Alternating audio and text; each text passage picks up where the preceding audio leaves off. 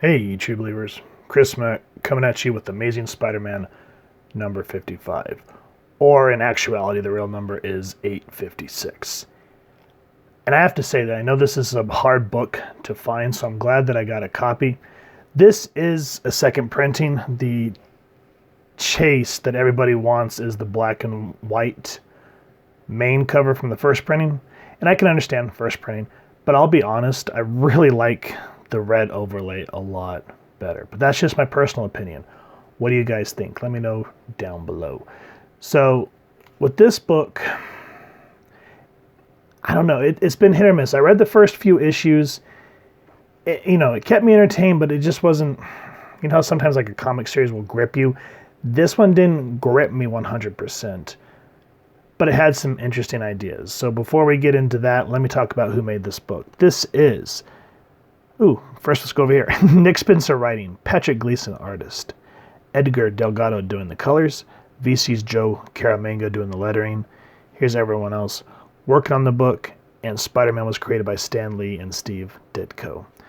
Now, to kind of give you some backstory, because like I said, I think I only read the first 20 issues when they were kind of redoing that, like a retelling of Kraven's Last Hunt. I call it a retelling because there's some ideas, but at the end it just kind of felt like it fell apart. And that's just my personal opinion. So it says here that Norman Osborn, the Green Goblin, has revealed Kindred's identity. Spoiler alerts, he's none other than Norman's son and Peter's old friend, Harry Osborn. During that Kraven arc, they started teasing this Kindred. And I went, I have a real funny feeling it's Harry Osborn. And surprise!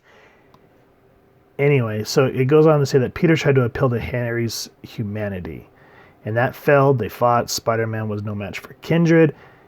And so this kind of pulls and leads into this story. So if you want to read more about it, go ahead and pause it.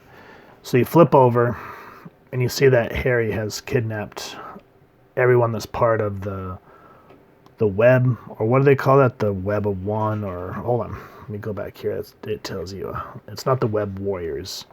It throws me every time I want to look for it. Order of the Web. There it is. Sorry. So we see Jessica Jones. We see Silk, Spider-Gwen, or Ghost Spider.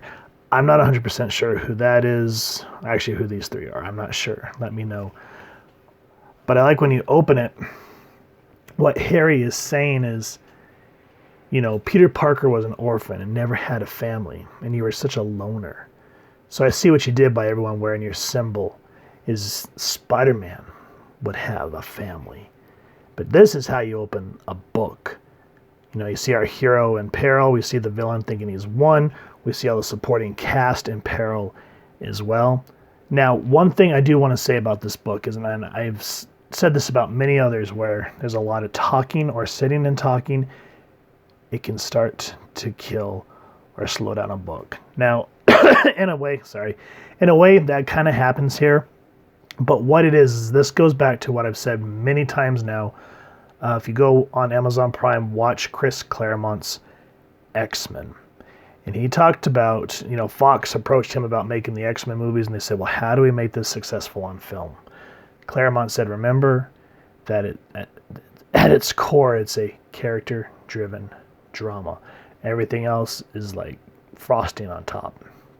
This is very much a character-driven drama because Harry wants to get back at Peter for everything that's happened to him through the years, and he tends to he's planning to use Mary Jane as kind of the way to get to him. So Mary Jane, I was like, what's her name? Mary Jane comes in, something happens, but you can see the love that Peter has for her. He grabs Harry, get the hell away from her. He's able to bust out of that tree. You think everything's going well, and man, the artwork is really good in this book. Like, modern books, artwork can be hit or miss. Very good stuff, but man, some of the imagery, like seeing all these maggots hitting Peter's face and the hatred that's supposed to be Peter's best friend, that we see him just wanting to tear this boy apart. So we start to get some flashbacks where Harry's talking about, where I thought, he's like, we all had these plans. Peter was going to be a scientist. I was going to get my inheritance. Mary J was going to be a star. And so it starts to go back to stories like Amazing Spider-Man number 40. And he's like, that didn't happen. And he's talking about how Mary Jane left him, or how when Norman Osborn had amnesia and he couldn't remember who Spider-Man was. And Harry's like, you didn't tell me who he was. It's like he had an amnesia. He didn't know who he was. Who he was himself. And he goes, that's where the lie is, Peter.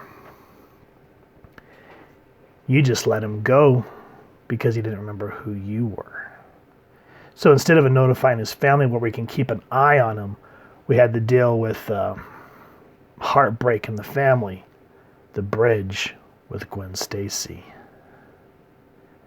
And Peter starts to click, and he goes, no, it's not like that. It wasn't that simple. It was your selfishness, your fear. And she, meaning Gwen, paid the price. We all did.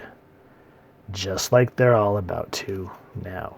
So that's where the Order of the Web comes in. But before anything can happen, some really soft moments between Harry and MJ happen. Now there's something that causes Norman Osborn to enter the scene, and there is an explosion, which I don't want to give away too much, but let's just say it leaves you on one hell of a, cliffhanger. Because we start to see, it looks like the fabric of reality starting to fade. And then we see somebody in the aftermath of Norman's explosion. We start to see that they're in pain. And they say that you're not going to get rid of me that easy. What am I talking about? Who could possibly say that? Well, guys, I know this was a short review. But again, this is very much a focused character drama. And what I do appreciate it about the most, and I've said this before and other reviewers have said this, is when you make a comic book, no matter what issue you're on, always make it feel like it's someone's first.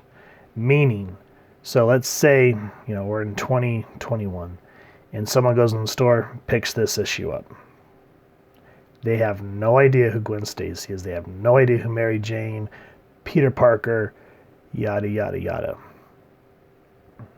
Nick Spencer does a decent job of cramming decades worth of story into this, so at least the reader can say, okay, this is what Harry Osborn's about, this is what Peter's about, this is what Mary Jane's about, and this is why Gwen Stacy is so important.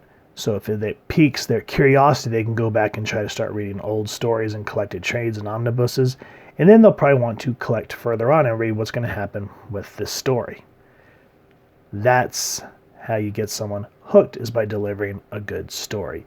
Yes, there are some moments of action, but this is one of those quiet books, like the calm before the storm. And that's why I said, even though they're sitting there and they're kind of talking and discussing, it goes somewhere.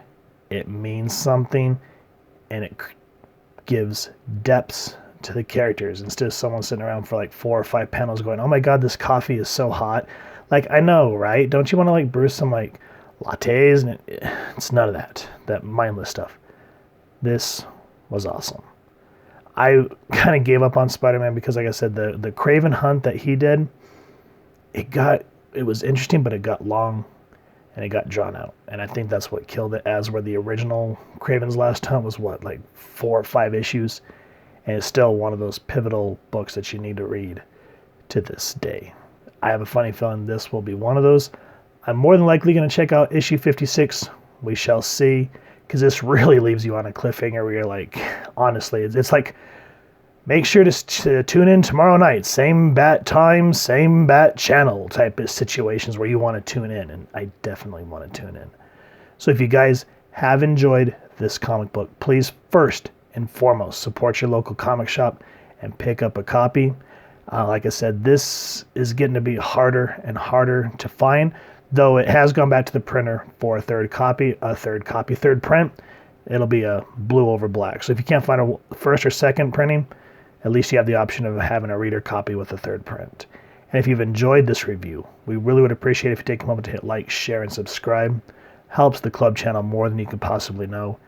And if you won't mind hitting that fancy little web bell next to subscribe, that way as we continue to upload content, you guys will get notified. You can come to the channel, and we love hearing your thoughts and feedback and talking with y'all down in the comments below or on our social media pages, which I'll make sure to leave the links down in the description.